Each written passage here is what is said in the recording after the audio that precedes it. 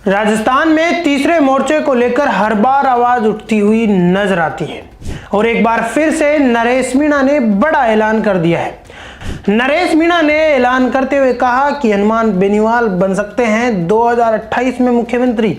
हनुमान भाई साहब को बनाएंगे 2028 में मुख्यमंत्री। बाटी, रोत और चंद्रशेखर आजाद भी आ सकते हैं साथ। क्या है पूरा मामला, हम आपको इस वीडियो में बताएंगे। नमस्कार दोस्तों, आपका स्वागत है भारत रफ्तार में और मैं हूं आपके साथ हरी। आज हम बात करने वाले हैं राजस्थान के 2028 के मुख्यमंत्री की, जहां पे नरेश मीणा के कई बड़े बयान सामने आए हैं। वहां से ऐसा लगता है कि अब राजस्थान में तीसरा मोर्चा भी आ सकता है और मुख्यमंत्री के रूप में हनुमान बेनीवाल भी है वो दिख सकते हैं।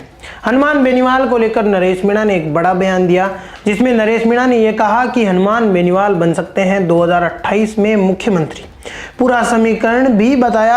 अब वो मैं आपको पहले वो पूरा बयान बता देता हूं क्या कहा, फिर हम समीकरण भी आपको बताएंगे। नरेश मीणा ने कहा कि अगर हम चाहते हैं कि तीसरा मोर्चा राजस्थान में खड़ा हो और उसके मुख्यमंत्री हनुमान बेनीवाल बने, और वो समीकरण बताते हुए नरेश मीणा ने ये भी कहा कि ये समीकरण कुछ इस प्रकार है कि 2028 में हम लगभग 100 से 150 सीटों के बीच में चुनाव लड़ेंगे और वो सीटें ही ध्यान में रखेंगे जिनमें हम जीत सकते हैं।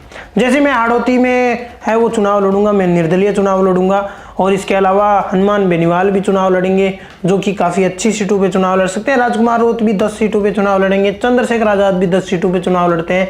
ये 10 सीटें अगर हम निकालते हैं, और वहाँ से उन्होंने ये भी कहा कि हम चुनाव हो सकता है पूरे 200 सीटों पे भी लड़े, तो ये गठबंधन की जो सरकार है वो बन सकती है, जिसमें चंद्रशेखर आजाद की बड़ी भूमिका बताई है, राजकुमार रोत की भी बड़ी भूमिका बताई है कि भैया राजकुमार रोत भी है, अपने आदिवासी पार्टी है, वो भी अच्छी सीटें ले सकती है। इसके अलावा आम आदमी पार्टी की भी भूमिका निभाई है, भूमिका बताई है।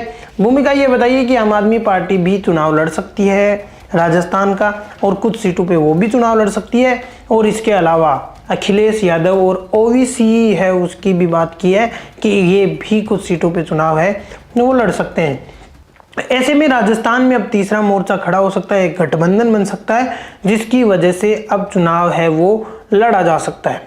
इसके अलावा अगर बात करूं तो नरेश मीणा ने खुद को किसी पार्टी के जरिए नहीं बताया, खुद को ये कहा कि मैं तो निर्दलीय चुनाव लड़ूंगा और मैं इन सब का सपोर्ट करता रहूंगा।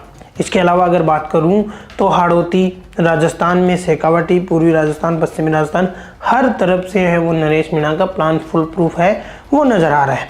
नरेश मीणा ये भी कह रहे हैं कि रविंद्र सिंह भाटी भी है वो हमारे साथ आ सकते हैं, और बाड़मेर में जो एक तरफ आरएलपी मजबूत नज़र आती है, वहाँ पे भाटी के आने से आरएलपी और ज़्यादा मजबूत नज़र आएगी।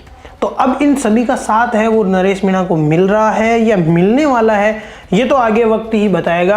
हालांकि नरेश मीणा ने अरविंद केजरीवाल से, इसके अलावा शंकराचार्य से, चंद्रशेखर आजाद, हनुमान बेनीवाल, इन सभी से मुलाकात तो कर ही ली है। और इसके अलावा अगर हम बात करें तो नरेश मीणा कई मुलाकातें अभी जारी रख रहे हैं।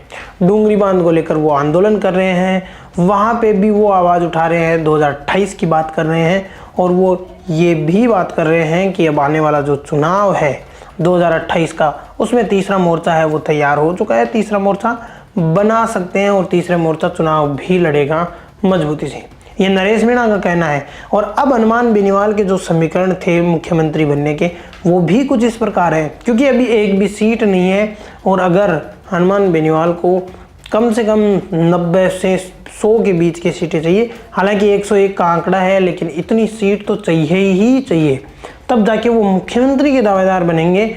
और हो सकता है कि इन सीटों की वजह से जो अभी का जो नरेश मीणा का जो समीकरण है, उससे हनुमान बेनीवाल है वो मुख्यमंत्री के पद तक पहुंच सकते हैं। आपको क्या लगता है, कौन मुख्यमंत्री बनेगा, कौन नहीं, और 2028 में किसकी सरकार बन सकती है? कमेंट सेक्शन में ज़रूर बताइएगा, और ये भी ज़रूर बताइएगा कि क्या हनुमान बेनीवाल बन सकते हैं 2028 में मुख्यमंत्री। आपका क्या कहना है, कमेंट सेक्शन में ज़रूर बताइएगा। धन्यवाद दोस्तों।